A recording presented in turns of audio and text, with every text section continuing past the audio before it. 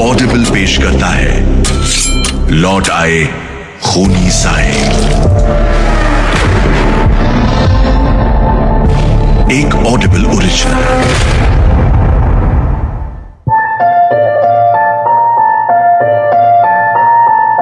आप सुनेंगे तन्मय दत्ता की कहानी पर आधारित हरिया।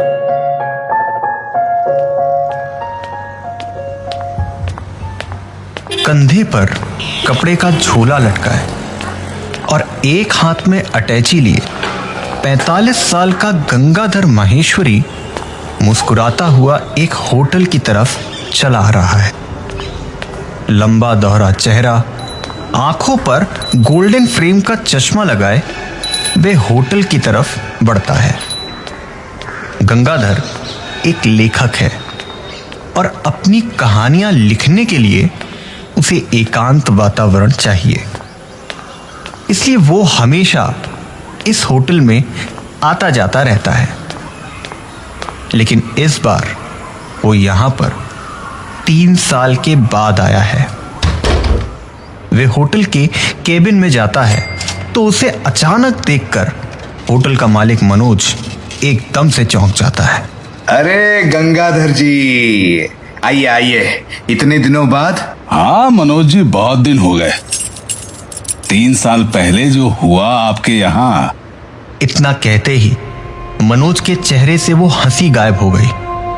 3 साल पहले उसके होटल में जो दर्दनाक घटना हुई थी वे अचानक से उसकी आंखों के सामने झलकने लगी।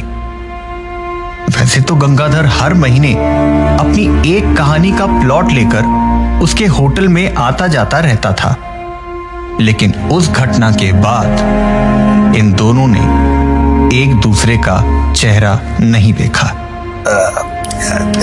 बीती बातों को क्यों याद करते हैं गंगा बाबू? भूल जाइए, वो सब भूल जाइए।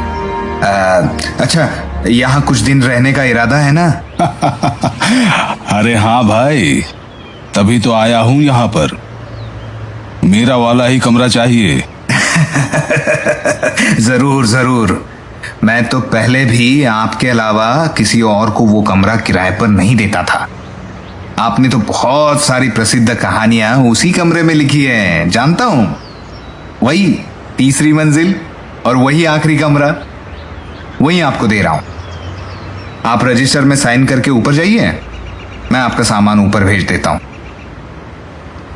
मोती, ए मोती, मोती, कहां मर गया? हाँ साहब, बोलिए। ये बाबू का सामान है। जी सर। इनके कमरे में पहुंचा दे। जी जी साहब। ध्यान से, ये हमारे रेगुलर कस्टमर हैं। मोती चुपचाप खड़े होकर मनोज को देखता रहता है। मोती यहां पर 2.5 साल से है, लेकिन उसे समझ नहीं आ रहा है कि आखिर इतने दिनों से जो कमरा खाली पड़ा हुआ था, जिसे मालिक ने किसी को भी नहीं दिया, वो अचानक से इस आदमी के लिए क्यों खुलवा रहे हैं। सामान उठाते उठाते मोती ने तिरछी नजरों से गंगाधर को देखा। तीसरी मंजिल पर सीढ़ियों के पास ही एक लड़का चुपचाप खड़ा उन्हें ऊपर आता देख रहा है। ये आवाज उसे जानी पहचानी लग रही है। ठीक 3 साल 2 महीने 5 दिन के बाद उसने फिर से वही आवाज सुनी। मोती और गंगाधर दोनों उसके सामने से निकल जाते हैं, लेकिन कोई भी हरिया को देख नहीं पाया। देखेगा भी कैसे? वो किसी को भी नहीं दिखाई देता है। वे दोनों फिर से उसी कमरे की तरफ जाते हैं। वही कमरा, 3 साल पहले वाला। मोती ने सारा सामान रखा और देखा कि कमरे की हालत कुछ अच्छी नहीं है। वो तुरंत कमरा साफ करने का सामान लाया और कमरा साफ करके चला गया। गंगाधर कमरे का दरवाजा बंद करके आराम करने चला गया। शहर से इतनी दूर वे ट्रेन से सफर करके वे यहां आया था तो थोड़ा थका हुआ महसूस कर रहा था। शहर की भीड़ भाड़ से दूर ये एकांत वातावरण कहानियां लिखने के लिए बहुत अच्छी जगह थी। यहां पर शहर जैसा शोरगुल नहीं, पक्षियों की मधुर आवाज, बाग बगीचे सब थे। इसलिए गंगाधर बार बार इसी होटल में आया करता था। रिटायरमेंट के बाद मनोज ने अपने पुश्तैनी घर को 3 मंजिला होटल में बदल दिया। वे खुद ग्राउंड फ्लोर पर रहता है और ऊपर के कमरे किराए पर दे देता है। गंगाधर के कमरे के आसपास और भी कमरे तो हैं, पर उन्हें किराए पर नहीं दिया जाता है। वे होटल के स्टोर रूम हैं। तीसरी मंजिल पर गंगाधर अकेला ही है। मोती के जाने के बाद हरिया धीरे धीरे चुपचाप गंगाधर के कमरे के सामने आकर खड़ा हो जाता है। उसकी आंखों से आंसू निकल रहे हैं। वह 3 साल पहले घटी उस घटना को याद करता है, जिसकी वजह से आज वो इस हालत में है। 3 साल पहले की बात है। गंगाधर अपनी एक कहानी का प्लॉट लेकर इस होटल में आया था। उसे वो कहानी जल्दी ही पूरी करनी थी। गंगाधर जी, आज सुबह सुबह लगता है फिर किसी कहानी का प्लॉट मिल गया है आपको। अरे हाँ, अब क्या बताऊं मनोज जी, पहले तो महीने में 1-2 प्लॉट मिल ही जाता था, खाली जो रहता था मैं।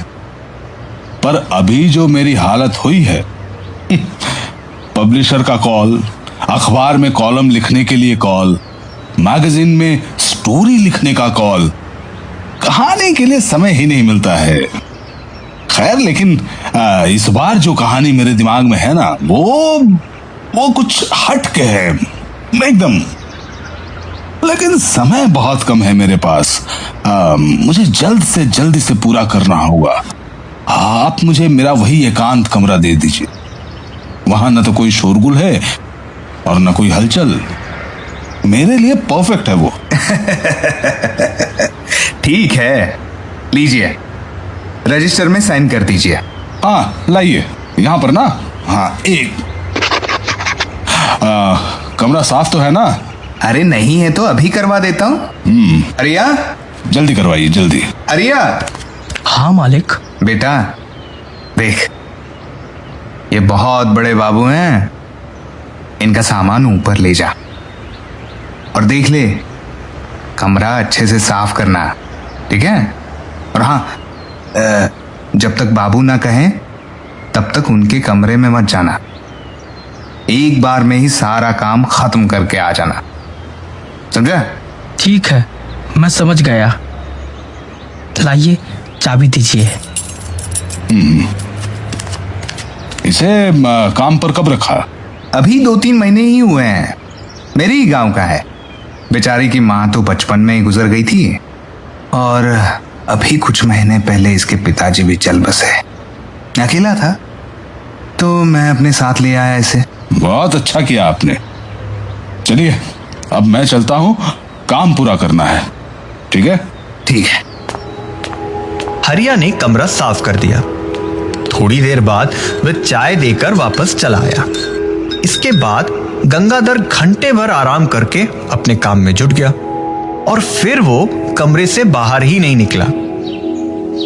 आज 3-4 दिनों के बाद उसने अपनी कहानी पूरी कर ली थी। सुबह का समय था और वो मॉर्निंग वॉक पर निकला था। गुड मॉर्निंग गंगाधर जी। क्या बात है, सुबह सुबह मॉर्निंग वॉक पर? कहानी पूरी हो गई? हाँ, आज सुबह 5 बजे पूरी हुई है। अब जब सुबह हो गई थी तो मैंने सोचा एक बार टहल आता हूं। मैं अब चलता हूं, थोड़ा फ्रेश हो लूं, फिर सोने जाऊंगा। ठीक है, अब जाइए, मैं चाय भिजवाता हूं आपके लिए। गंगाधर के जाने के थोड़ी देर बाद हरिया चाय लेकर उसके कमरे में गया। उसने दरवाजा खटखटाया, लेकिन दरवाजा खुला हुआ था। वे अंदर गया तो देखा कि पूरे घर में हर जगह कागज ही कागज बिखरे पड़े हैं। खिड़कियां भी बंद हैं और गंगाधर बेड पर लेटकर सिगरेट पी रहा है। हरिया, हरिया देख रहा है ना क्या हालत हो गई कमरे की। खैर, मैं जा रहा हूं फ्रेश होने, वापस आकर फिर से एक कप चाय पीऊंगा। घर अच्छे से साफ कर दे, घर की खिड़कियां खोल दे, और सुन, ये टेबल के ऊपर जो कागज रखे हुए हैं इन्हें मत छूना। ये मेरी कहानियों की कॉपी है, ठीक है? एकदम हाथ नहीं लगाना इसको। तो बस फर्श को अच्छे से साफ कर दे। ठीक है बाबू। हरिया ने एक बार टेबल पर रखे कागजों की तरफ देखा और फिर धीरे धीरे कमरे की खिड़कियां खोल दी। खिड़कियां खोलते ही सुबह की धीमी ठंडी हवा कमरे में आई और कमरे के सारे कागज इधर उधर उड़ने लगे। हरिया ने झटपट कागज इकट्ठा किए और सही जगह पर रख दिए। उसके बाद उसने कमरे की सफाई की और गंगाधर के लिए फिर से चाय लाने चला गया। थोड़ी ही देर में वे चाय की कप लिए फिर से गंगाधर के कमरे में आया। कमरे की हालत देखी तो वह थोड़ा सा घबरा गया। उसने देखा कि हवा के चलते गंगाधर की कहानियों के कागज इधर उधर उड़ रहे हैं। उसने तुरंत चाय का कप रखा और कागज समेटने लगा। इतने में गंगाधर वॉशरूम से निकला। उसने देखा कि उसकी कहानियों के स्क्रिप्ट इधर उधर बिखरे पड़े हैं और हरिया उन्हें समेट रहा है। ये देखकर उसका मिजाज चढ़ गया। अरे अरे ये क्या हुआ? ये कागज, अरे उफ, ये तो चारों तरफ, ये भगवान, ये क्या किया तूने? नहीं बाबू, मैं तो आपका ही। मैंने तुझे समझाया था ना कि इन कागजों को हाथ मत लगाना, जाहिल कहीं का। हरिया ने हड़बड़ी में सारे कागज समेटकर टेबल पर रख दिए। गंगाधर एक एक करके सारे कागज देखने लगा। इसका पहला पेज कहां पर है? पहला पेज नहीं पता। नहीं पता का बच्चा नहीं। थप्पड़ क्यों मारा बाबू? मैं सच कह रहा हूं, मुझे नहीं पता कि कागज कहां गया। हरिया के मुंह से विरोध के ये शब्द सुनते ही गंगाधर अपना आपा खो बैठा। हरिया के शब्द उसे काटने को दौड़ रहे हैं। वे गुस्से में पागल हुआ जा रहा है। उसने हरिया के बाल पकड़े और घसीटता हुआ सीढ़ियों के पास ले जाने लगा। हरिया अपने हाथों से सिर के बाल छुड़ाने की कोशिश करता है, लेकिन छुड़ा नहीं पाता है और अपने पैरों से खुद को धकेलता हुआ गंगाधर के साथ घिसटता जा रहा है। गंगाधर उसे सीढ़ियों के पास लाकर पटक देता है और मनोज को जोर जोर से आवाज देता है। मनोज, मनोज, देख तेरे छोकरे ने सत्यानाश कर दिया, मेरी सारी मेहनत का सत्यानाश कर दिया। बाबू, मैंने कुछ नहीं किया, आप मेरी बात तो सुनिए एक बार। गंगाधर तो पहले से ही गुस्से में था। उसने हरिया की तरफ देखे बगैर उसे जोर का धक्का देकर पीछे धकेल दिया। हरिया सीढ़ियों के पास ही खड़ा था। अचानक इतनी जोर के धक्के के लिए वे तैयार ही नहीं था, इसलिए धक्का देते ही वे अपना बैलेंस खो बैठा और सीढ़ियों पर लुढ़कता हुआ नीचे आ गिरा। मनोज दौड़ता हुआ ऊपर ही आ रहा था।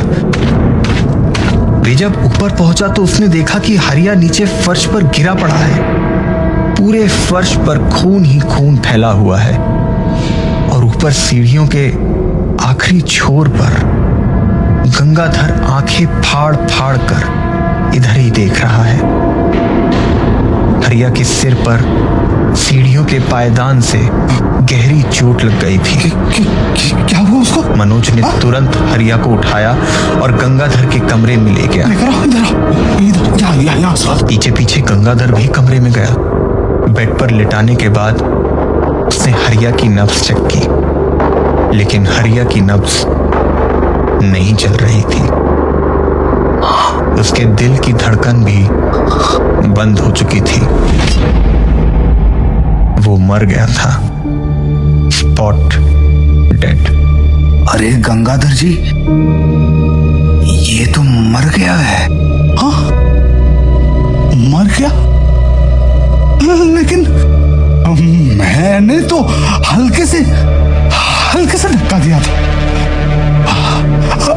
अब क्या करें? आप चिंता मत कीजिए। पहले दोनों मिलकर लाश को ठिकाने लगाते हैं। फिर आप निकल जाइए यहाँ से और बात को यहीं दबा दीजिए। ठीक है।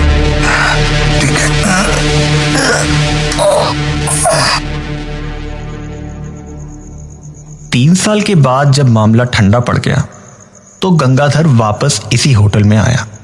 रात के 7:30 बजे हैं और सफर से थका गंगाधर अपने कमरे में आराम कर रहा है। अचानक कोई उसका दरवाजा खटखटाता है। लेकिन बाहर उसे कोई नहीं दिखता। वे एक बार इधर उधर अच्छे से देखकर वापस कमरे में चला जाता है। अभी वे आकर अपने बेड पर बैठा ही था कि फिर से, अरे कौन है वहां? किसने दरवाजा खटखटाया? बदमाश कहीं का। इस बार भी दरवाजे के बाहर कोई नहीं था। उसे लगा कि शायद मोती उसके साथ ऐसा कर रहा है। लगता है इसको भी सबक सिखाना पड़ेगा। गंगाधर गुस्से में बड़बड़ाता हुआ अपने बेड पर लेट जाता है। इतने ये बच्चे कहां से आ जाते हैं समझ में नहीं आता है। इस बार आया तो, लेकिन कुछ ही पल में फिर से आ गया ये। अरे कौन है? इस बार गंगाधर के गुस्से का ठिकाना नहीं। वे तिलमिलाया हुआ उठता है और कौन है वहां? वे गुस्से में इधर उधर देखता है, लेकिन इस बार भी उसे कोई नजर नहीं आता। लेकिन इस बार कुछ अलग हुआ उसके साथ। अचानक दरवाजे के पास की लाइट टिमटिमाने लगी। एक हल्की सी हंसी उसके कानों में गूंजती है। गंगाधर डर जाता है और तुरंत अपने कमरे में जाकर दरवाजा बंद कर लेता है। उस रात उसे नींद ठीक से नहीं आई। सुबह जब उठा तो मनोज को ये बात बताई। गंगाधर जी, ऐसा तो किसी के साथ नहीं हुआ यहाँ पर। ये जरूर आपके मन का वहम होगा। लगता है काम की स्ट्रेस की वजह से ऐसा हुआ होगा। हाँ, ठीक कह रहे हैं आप। मुझे भी ऐसा ही लगता है। उस दिन फिर कुछ नहीं हुआ। गंगाधर ने अपना काम किया और दोपहर और रात को भी कमरे में ही खाना मंगवा लिया। रात को खाना खाने के बाद वह सोने चला गया। बाहर से हरिया तीसरी मंजिल की सीढ़ियों के पास से गंगाधर के कमरे की तरफ आता है। वे जैसे जैसे अपने कदम बढ़ाता है, लाइट्स बुझती जाती हैं। एक एक करके सीढ़ियों के कमरे तक की सारी लाइट्स धीमी होकर बंद होती जाती हैं। गंगाधर के कमरे के सामने की लाइट्स भी टिमटिमाती हुई बुझ जाती हैं। हरिया गंगाधर के कमरे के सामने खड़ा है और गंगाधर कमरे में आराम कर रहा है कि तभी अचानक कमरे की बत्ती गुल हो जाती है। गंगाधर जग जाता है और उठकर खिड़कियों से नीचे झांकता है। अरे बाहर तो लाइट है और सेकंड फ्लोर और फर्स्ट फ्लोर पर भी लाइट्स ऑन है। केवल मेरे कमरे की ही लाइट कैसे चली गई? मोती को बुलाता हूं। गंगाधर कमरे का दरवाजा खोलता है। कमरे के बाहर भी अंधेरा है। मोती! वे जोर जोर से मोती को आवाज देता है। मोती! लेकिन उसकी आवाज कोई भी नहीं सुन पाता है। मोती! वे बार बार आवाज लगाता है। हाँ, मर जाते हैं ये सब के सब। अंधेरा, लाइट नहीं और पर उसे कोई जवाब ही नहीं मिलता। कोई आदमी भी नहीं सुनाई पड़ रहा। कि तभी अचानक मोती! सभी लाइट्स फिर से टिमटिमाने लगती हैं और फिर बुझ जाती हैं। फिर से चारों तरफ अंधेरा हो जाता है। गंगाधर अपने कमरे के सामने ही खड़ा है। तभी अचानक से उसके कमरे के सामने की बत्ती जलती है। उसके सामने कोई खड़ा है। रोशनी एकदम मध्यम है। अचानक से बत्ती के जलने पर अपने पास किसी को खड़ा देखकर गंगाधर बुरी तरह डर गया। उसने चश्मा नहीं पहना था तो ठीक से नजर नहीं आ रहा था कि कौन खड़ा है। कौन? मोदी तुम हो? वो धीरे धीरे गंगाधर के पास आता है और आकर गंगाधर से बस एक हाथ की दूरी पर खड़ा हो जाता है। इतने पास से देखने के बाद गंगाधर को जोर का झटका लगता है। उसके पूरे शरीर में एक सनसनी सी दौड़ने लगती है।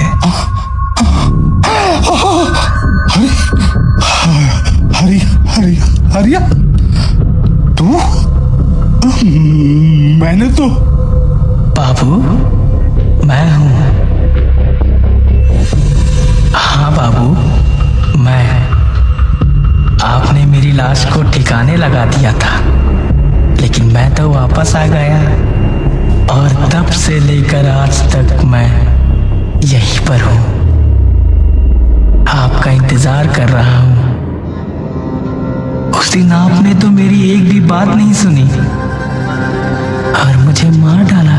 नहीं हरिया, नहीं देख, मैंने जानबूझकर नहीं किया हरिया। गंगाधर डरते हुए पीछे बढ़ता जाता है और हरिया उसकी तरफ बढ़ता चला जाता है। सीढ़ियों से कमरे तक की सभी लाइट्स अपने आप टिमटिमाने लगती हैं। गंगाधर पसीने में तरबतर होकर पीछे खिसकता जा रहा है। पीछे और पीछे। याद है ना बाबू? पीछे की ओर। यही वो जगह है। आपने मेरे बाल पकड़कर मुझे घसीटा था। बाबू, ओ बाबू, बाबू।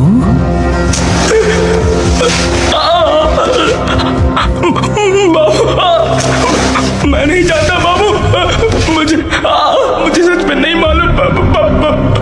बाबू मुझे छोड़ दो। गंगाधर इस आवाज से पीछा छुड़ाने के लिए अपने कान जोर से बंद कर लेता है, लेकिन उसे यह आवाज फिर भी सुनाई पड़ती है। मैं नहीं जानता बाबू। पीछे खिसकता हुआ सीढ़ियों के पास जाकर रुक जाता है। हरिया धीरे धीरे उसके पास आता है और उसे जोर से धक्का मारता है।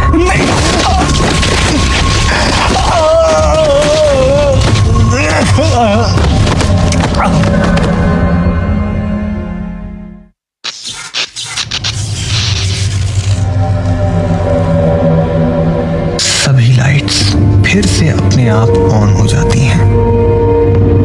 हरिया सीढ़ियों के ऊपर खड़ा है और गंगाधर सीढ़ियों के नीचे गिरा पड़ा है, ठीक वैसे ही जैसे हरिया गिरा पड़ा था। फर्श पर चारों तरफ खून ही खून, ठीक वैसे ही जैसे हरिया का खून था।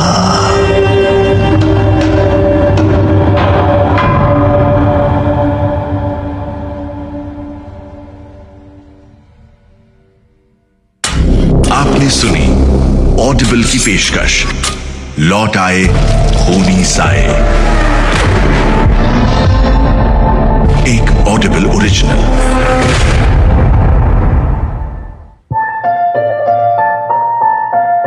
तन्मय दत्ता की कहानी भूतों पर आधारित हरिया। निर्माता MVB मीडिया प्राइवेट लिमिटेड। निर्देशक अनिर्बान भट्टाचार्य। ऑडियो रूपांतरण रतन कुमार पाटवा। अभिनीत कार्तिकेय त्रिपाठी, राकेश त्रिपाठी और राजेश शिंदे। साथ में अनिर्बान भट्टाचार्य और हरिया की भूमिका में Rohit Basphor. Series conceived and created by Indrani Chakraborty. Sound design Shubhodeep Sengupta. Assistant director Rakesh Tripathi. Editor Ajit Prasad. Recorded, mixed and mastered at Om Studio, Kolkata. Line producer, Ferryman and Company, Oishani Laha. Supported by Patra Bharati Publishing. Copyright 2020 Audible Singapore Private Limited द्वारा. Sound recording copyright 2020 Audible Singapore Private Limited द्वारा.